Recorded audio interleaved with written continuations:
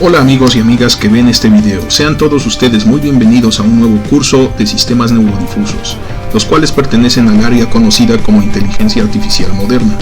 En esta ocasión presentaremos la introducción al tema de la lógica difusa, revisando conceptos básicos tales como el concepto de conjunto, las funciones de membresía y la definición de conjunto difuso y variables lingüísticas. Tengamos en mente que la lógica difusa fue propuesta para contar con medios analíticos capaces de manejar las imprecisiones y la subjetividad propia del lenguaje humano y poder así incorporar estas características en algoritmos computacionales. Muy bien, amigas y amigos, vamos a comenzar por recordar el concepto de conjunto, que es uno de los conceptos fundamentales en matemáticas. En este caso, vamos a imaginarnos el conjunto A descrito por todos los números reales que sean, digamos, mayores o iguales que el número 6. Entonces, aquí tenemos un conjunto que, por supuesto, es un intervalo de los números reales. Entonces, de hecho, nosotros podemos representarlo sobre la recta de los números reales de la siguiente manera. Bien, aquí tenemos la recta de los números reales, tenemos al 0 y tenemos la dirección positiva de los números. Entonces, pues digamos que el número 6 esté colocado en esta posición, y entonces nosotros vemos que todo lo que está a la derecha del 6, según esta definición de conjunto, pertenece al conjunto A. Por lo tanto, podemos establecer que el conjunto A está descrito de la siguiente forma. Ok, entonces esta es una forma de representación. De hecho, como estamos incluyendo al número 6, podríamos ponerle aquí un corchete. Sabemos que después de todo, otra notación para este conjunto es 6, es el intervalo 6, infinito, abierto por la derecha, cerrado por la izquierda, y podemos representarlo de esta forma. Entonces, de tal manera que todos los puntos que están contenidos del lado derecho de esta gráfica, donde vemos la línea gruesa en blanco, pues son elementos del conjunto A, mientras los que están a la izquierda del 6, que pertenecen a la parte amarilla de esta gráfica, pues no pertenecen al conjunto A. Por ejemplo, el número 5 se encontrará localizado en algún lugar a la izquierda del 6, desde luego, pero el 5 no pertenece a A. Por lo tanto, decimos lo siguiente: 5 no es un elemento de A, y lo representamos de esta forma. Sin embargo, pensemos en el número 7. El número 7 estará en algún lugar a la derecha de esta representación, y el 7 desde luego es mayor que el número 6, por lo tanto el 7 sí pertenece al conjunto A.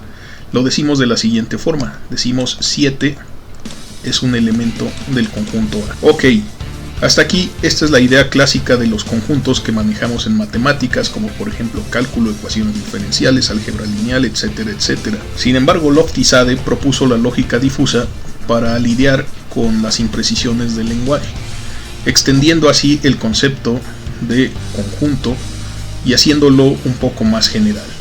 Vamos a ver en qué consiste su idea, pero antes vamos a mencionar que en este tipo de conjuntos, llamados conjuntos clásicos, las fronteras son bien definidas. Es decir, nosotros podemos decir radicalmente dónde pertenece un número y dónde ya no pertenece ese número. Tiene una frontera bien definida. Entonces los conjuntos clásicos tienen fronteras bien definidas. Es decir, en este caso el número 6 es nuestra frontera, es el punto frontera, y sabemos que a partir del 6 todo lo que está a la derecha pertenece plenamente al conjunto A, mientras que todo lo que está a la izquierda no pertenece al conjunto A. Por ejemplo, si nosotros pensamos en un número muy próximo al 6 pero que sea menor, por ejemplo el 5.9999, aún así este es menor que el 6, por lo tanto 5.999 no pertenece al conjunto A.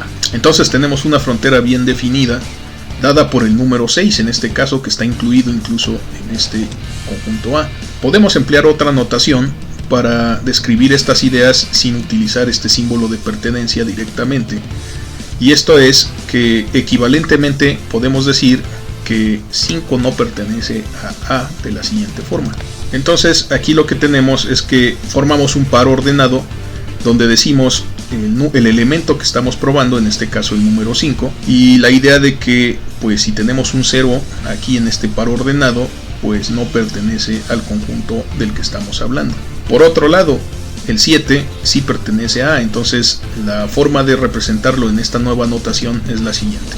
Entonces en este caso vemos cómo le asignamos un 1 porque sí pertenece a A, mientras que le ponemos un 0 porque no pertenece a este número 5. Entonces 7,1 significa que 7 es un elemento de A. 5,0 significa que 5 no es un elemento de A. Ok, entonces parece que podemos definir una función característica. Hay que recordar que los números reales son números continuos, y entonces podemos extender este concepto de la pertenencia a un conjunto por medio de una gráfica de la siguiente forma. En este caso tenemos una función característica del conjunto A. Vemos que para todos los elementos menores que 6, el valor de esta función es efectivamente 0. Mientras que para todos los elementos mayores o iguales que 6, el valor de esta función es efectivamente un 1. Entonces aquí tenemos esto expresado de una forma gráfica. Aquí tendríamos una forma de una función que nos permite decir cuándo es que un punto, un valor numérico, pertenece al conjunto A o no pertenece a ese conjunto. Entonces aquí tenemos una especie de representación de dominio contra rango, donde desde luego tenemos estos dos valores, pero hay que notar que estos valores son los únicos que puede tomar esta representación. A este concepto le llamamos función característica del conjunto A. Entonces definimos una función que toma como argumento, digamos, los números o los datos, los elementos de algún conjunto más grande, el universo. En este caso, nuestro universo son los números reales, este sería el universo, y probamos sus elementos uno a uno y obtenemos un diferente valor de membresía. Entonces, todos los que tienen valor de membresía igual a 1, pues pertenecen al conjunto A, mientras que los que no tienen valor de membresía, es decir, su valor de membresía vale 0, no pertenecen al conjunto A. Entonces, la gráfica de esta función la podemos representar de la siguiente manera. Llamémosle a esta función mu, se llama función característica hasta ahorita, y hacemos referencia al conjunto A definido anteriormente por esta idea. Y probamos los elementos de la recta real. Cualquier elemento que no esté contenido en el conjunto A nos va a dar el número 0 como resultado. Cualquier elemento que esté contenido en el conjunto A nos va a dar un 1 como resultado. Entonces esta función es binaria, hasta ahorita puede tomar solo dos valores, o es 0 cuando el elemento no pertenece, o es 1 cuando el elemento en cuestión, X en este caso, pertenece al conjunto. Podemos observar que la frontera es nítida, o sea, está bien definida, así se le conoce en terminología de la lógica difusa. Pertenece o no pertenece, esa es la idea. No hay opciones intermedias, no hay de otra, solo hay dos posibilidades, o estamos a la derecha del 6 o estamos a la izquierda, no hay más. Ok, entonces ahora vamos a pensar en un ejemplo más cotidiano y vamos a pensar en conjuntos de vasos que están vacíos, el conjunto A, y en vasos que están llenos, el conjunto B. Hay que notar que para que estén vacíos, el nivel de líquido que deben contener es exactamente el 0%, completamente vacíos, mientras para que sean considerados llenos, deben ocuparse con un 100% de su capacidad de líquido. Entonces, si nosotros utilizamos la idea tradicional de los conjuntos, vamos a darnos cuenta que mientras estos conjuntos sean clásicos, también llamados nítidos o certeros, pues tenemos fronteras bien definidas y pues el concepto no resulta tan útil, puesto que aquí solo hay elementos, solo un número, ¿verdad? El 0% es el único que puede pertenecer a este conjunto A, mientras que únicamente en términos de la función característica definida hace unos minutos, solamente el que está en 100% puede pertenecer a esta categoría de vasos llenos. Entonces es una idea bastante rígida y no nos permite muchas opciones para maniobrar. Sin embargo, si relajamos estas condiciones, podemos obtener los conceptos definidos por Lofty-Zadeh, en el que la membresía en un conjunto para un elemento pues se va ganando o se va perdiendo gradualmente. Es decir, no existen estos cambios abruptos que vemos aquí en el caso de los conjuntos clásicos. Entonces, en términos de la lógica difusa, vamos a definir lo que se conoce como un conjunto difuso, cuya representación gráfica es la siguiente. En este caso, tenemos esta representación en la cual la función ya no cambia en solo dos valores, es decir, para los conjuntos clásicos o el valor es 0 o el valor es 1, eso lo vimos hace unos minutos. Pero si nosotros relajamos esas condiciones, pues aquí podríamos escribir que más bien las funciones de membresía, estas funciones características para los conjuntos, pues ahora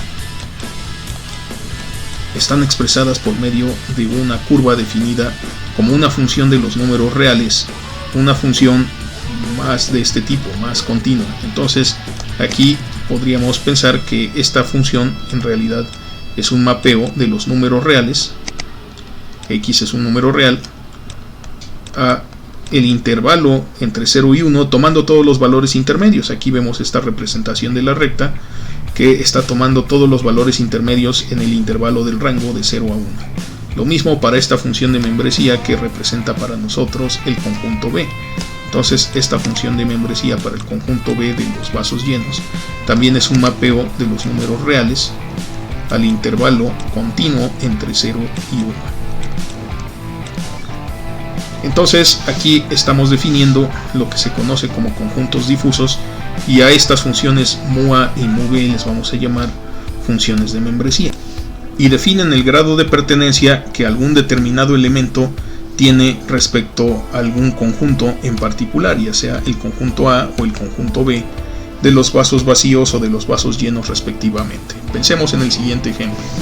Si suponemos que tenemos tres vasos con diferente nivel de líquido, el vaso X con un 90% de su capacidad, el vaso Y con un 10% de su capacidad de líquido y el vaso Z con un 50% de su capacidad ocupado por líquido, desde el punto de vista de nuestros conjuntos clásicos, ninguno de estos vasos pertenece a ninguno de estos dos conjuntos A o B.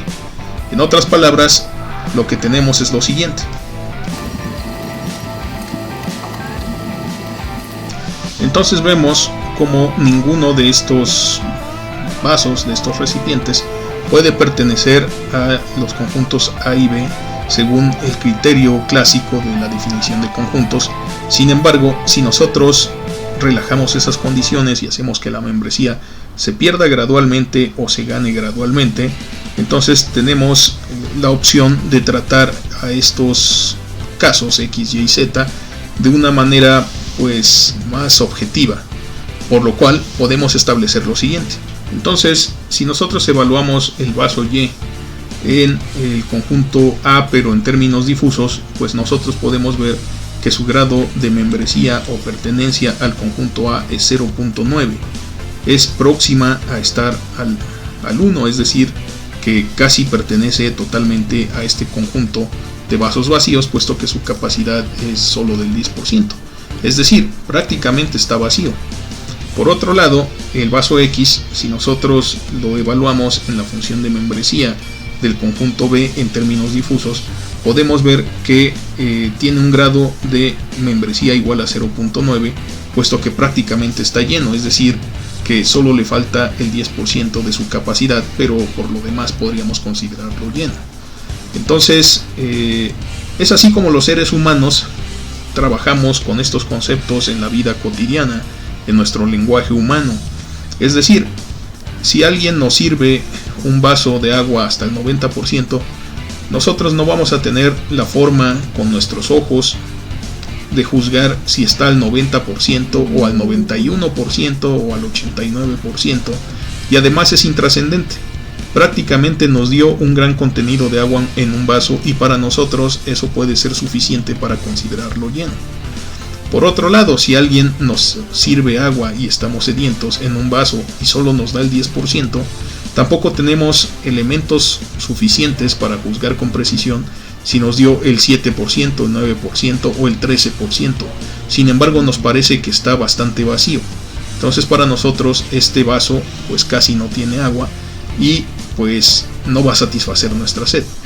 Entonces el caso del vaso Z, por ejemplo, pues es aquí el clásico ejemplo de si somos optimistas o si somos pesimistas, y depende de si lo vemos medio lleno o medio vacío. Ciertamente aquí estará al 50% de su capacidad el vaso Z, y si lo evaluamos en esta gráfica de membresía para el conjunto de los vasos vacíos, nos va a dar un 0.5 en la membresía del vaso Z a el conjunto difuso A. Entonces, pues vamos a pensar que está 0.5 vacío. Por otro lado, si lo evaluamos aquí en el punto, bueno, en la gráfica para el conjunto difuso B de los vasos llenos, entonces nos vamos a dar cuenta que está 0.5, pues tiene 0.5 de membresía en este conjunto B y por lo tanto está medio lleno. Entonces aquí vemos cómo esta parte de los conjuntos difusos propuestos por Lofty-Sade nos permite lidiar con esas imprecisiones del lenguaje cotidiano. Entonces, sin embargo, pues estas definiciones siempre tienen algo de subjetivo. No obstante, podemos establecer matemáticamente las siguientes membresías para estos tres casos en el conjunto A y en el conjunto B respectivamente. De tal manera que la membresía del vaso X en el conjunto A es solo de 0.1, puesto que prácticamente está lleno, es decir, casi no está vacío, mientras que el vaso Y está prácticamente lleno. Su grado de membresía en el conjunto A es bastante elevada, 0.9. El máximo grado de membresía que podemos obtener es 1. Hay que recordar eso de la función característica, que cuando dijimos que si x,1 en este par ordenado, pues en realidad significa que x pertenece ¿a qué conjunto? Digamos a A. Entonces en esa notación es que nosotros estamos evaluando estos números que son fracciones del intervalo continuo entre 0 y 1, donde 1 es la pertenencia total y 0 es la no pertenencia completa. Entonces tenemos diferentes grados en esta ocasión. Asimismo, para el conjunto B de lo que está lleno, pues tenemos que la membresía del vaso X pues es 0.9, casi está lleno, está prácticamente lleno.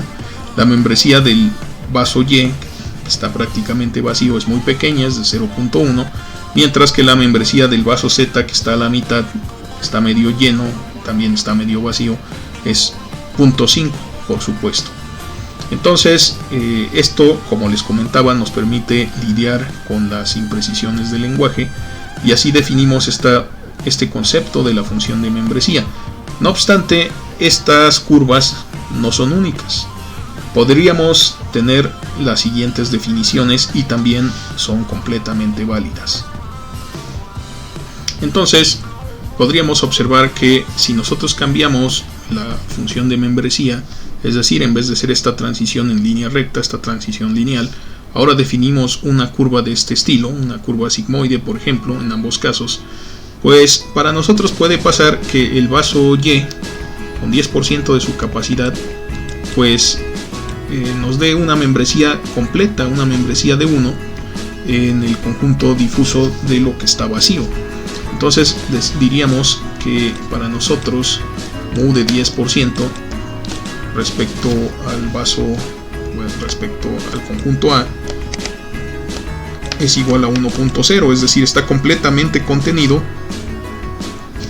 puesto que este vaso Y pues nos parece suficientemente vacío. Alguien puede tomar ese criterio.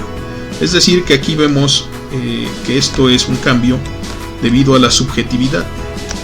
Esto pues es inherente al lenguaje del ser humano.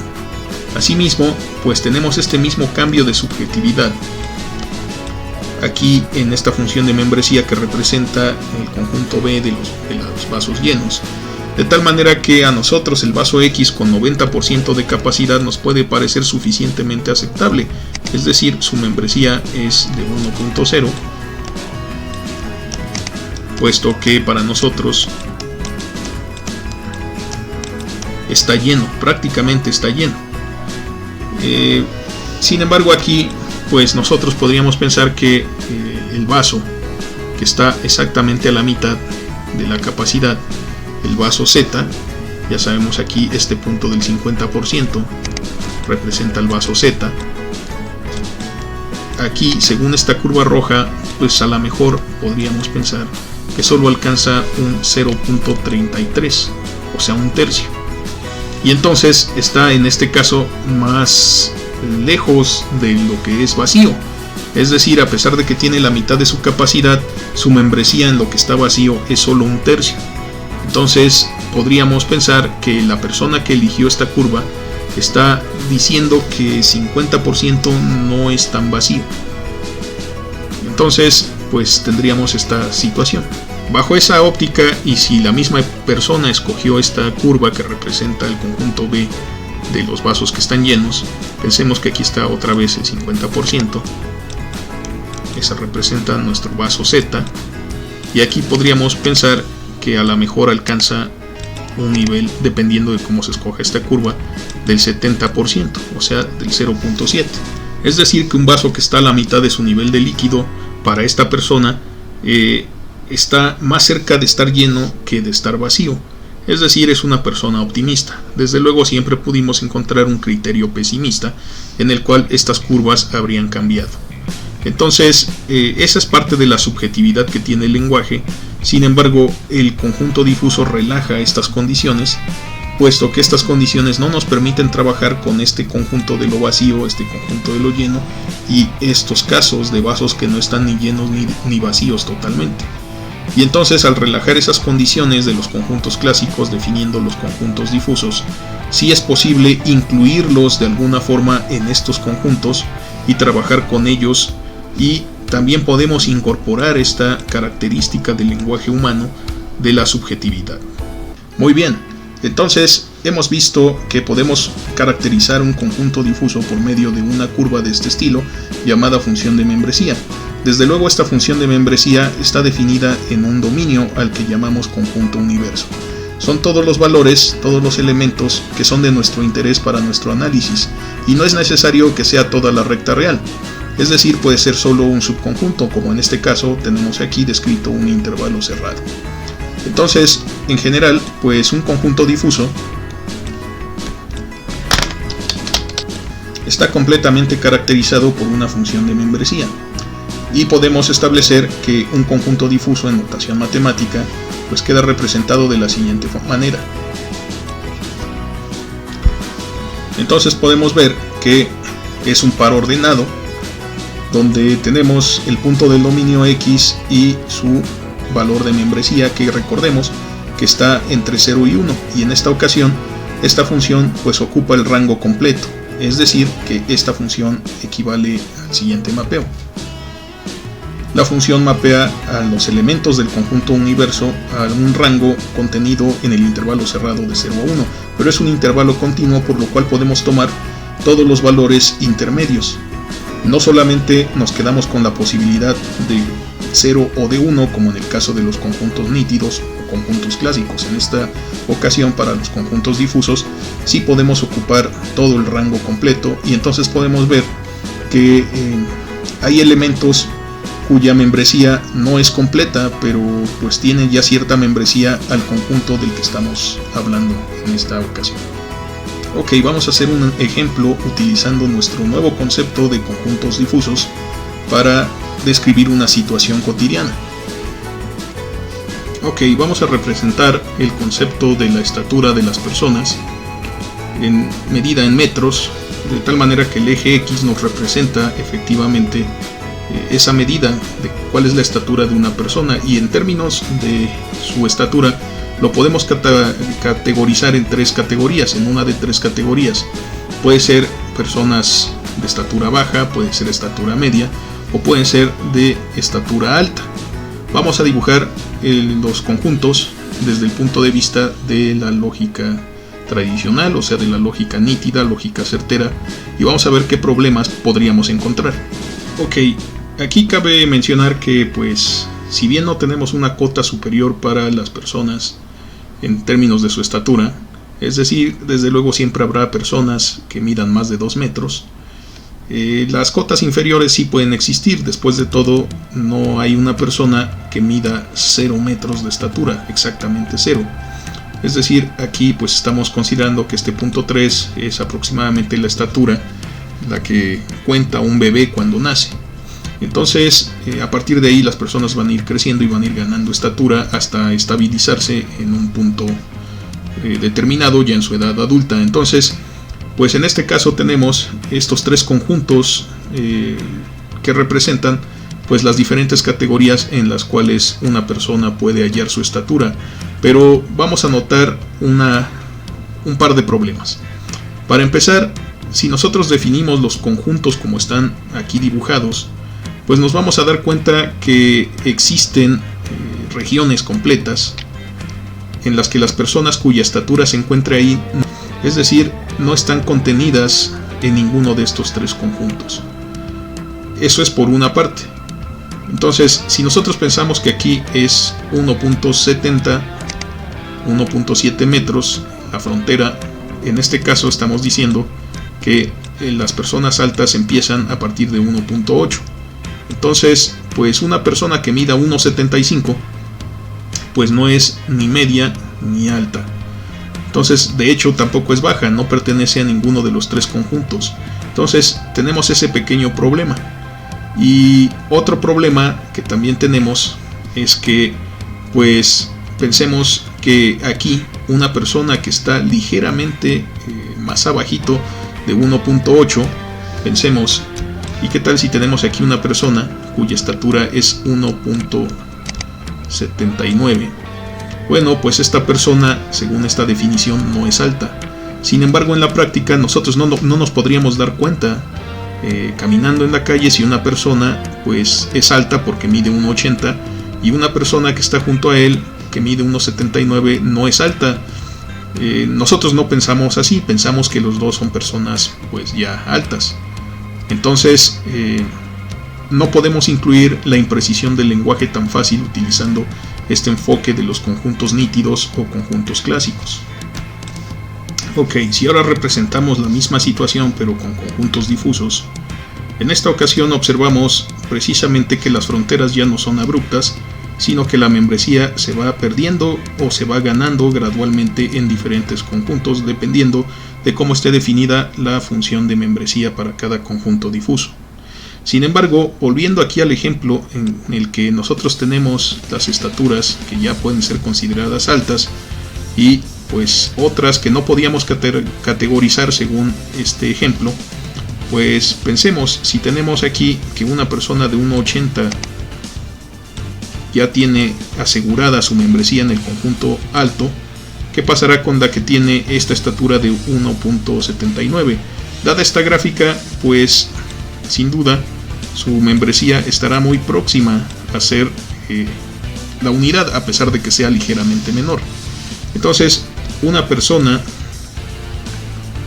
en el conjunto de la estatura alta con una estatura de 1.8 metros pertenece completamente. Sin embargo, en el mismo conjunto difuso, una persona con 1.79, quizás observando esta gráfica, pues obtenga un 0.95, dependiendo de cómo esté definida esta gráfica, claro. Y entonces está muy cercano a la unidad. Por supuesto, esta persona también es bastante cercano a lo que es alto. Entonces, la lógica difusa nos permite trabajar con esas imprecisiones del lenguaje. Y asimismo, también nos permite incluir la parte subjetiva que comentábamos hace rato, puesto que una persona distinta puede tener otro criterio. Por ejemplo, alguien puede haber dicho que la membresía hacia la parte derecha de la función de membresía media se pierde de forma más rápida. Eso ya es cuestión del criterio de la persona que está diseñando el sistema de lógica difusa. Entonces, pues eso es parte de la subjetividad que nosotros disfrutamos con el lenguaje humano. Hablando de lo cual, pues tenemos esta palabra aquí escrita, estatura, y esta para nosotros es lo que va a definir la variable lingüística. Entonces, conceptualmente, una variable lingüística es una palabra que puede ser sustituida por otras palabras. Por ejemplo, la estatura puede ser baja, puede ser media o puede ser alta. Desde luego podemos definir más subconjuntos aquí, pero si nos atenemos a los tres que hemos dicho en este ejemplo, pues resulta que nuestra variable lingüística puede tomar tres valores. Y entonces tenemos esta situación. La estatura puede ser baja, o la estatura puede ser media, o la estatura puede ser alta. Entonces, cada una de estas palabras puede sustituir a la palabra estatura. Entonces, por eso esta es una variable lingüística. Más precisamente tenemos este enunciado, estos tres enunciados. La estatura puede ser igual a baja, la estatura puede ser igual a media, la estatura puede ser igual a alta, y entonces recibe diferentes valores, aunque son valores lingüísticos, de ahí su nombre, variable lingüística. Eso también está relacionado con el hecho de que a este conjunto universo, cuando hablamos de lógica difusa, también se le denomina como espacio de discurso, en alusión al hecho de que los discursos están formados de palabras y que es precisamente esta variable lingüística la que puede ser sustituida por diferentes palabras. Más adelante vamos a trabajar con estos conjuntos difusos y con estructuras de lógica. Vamos a aprender cómo utilizar las operaciones de intersección, unión, complemento, que son las tres básicas en la teoría de conjuntos, y vamos a ver cómo se operan estos conjuntos difusos en términos de esas operaciones difusas también. Y más adelante vamos a proponer otras estructuras de lógica, particularmente razonamientos o inferencias difusas. Ok, amigas y amigos, pues muchas gracias por su atención. Hemos llegado al final de este video. No se les olvide darle like y suscribirse si es que les ha gustado o les ha sido de utilidad. Esto me ayuda a seguir creando contenido nuevo de este tipo para hacer crecer este canal. Muchas gracias y nos vemos en el próximo video.